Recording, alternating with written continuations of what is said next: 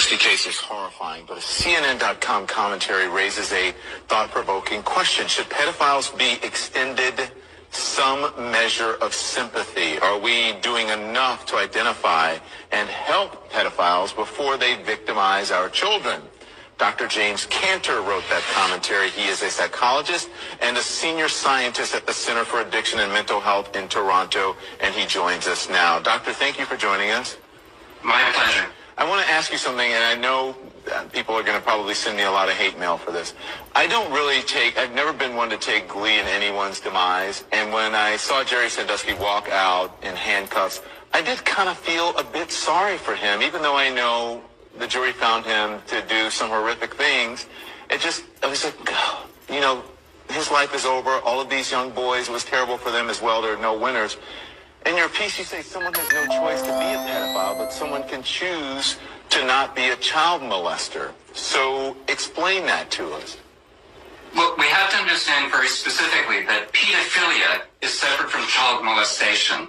Pedophilia refers to the actual, genuine, underlying sexual interest. For some reason, and we haven't worked out the details yet, there are some people born with a genuine sexual interest in children. They didn't ask for that. Nobody asks to be a pedophile. That just seems to be the case for these people.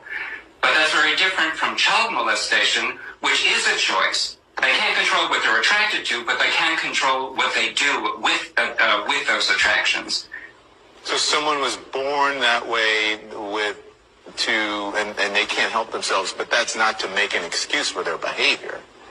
Exactly. I mean, they're not responsible for what they're attracted to. They appear to be born with it. We know through a series of brain studies, both from my research group and from other teams, that they're born with slightly different brain anatomy. And the differences that they show are not the kinds of differences that emerge over a lifetime.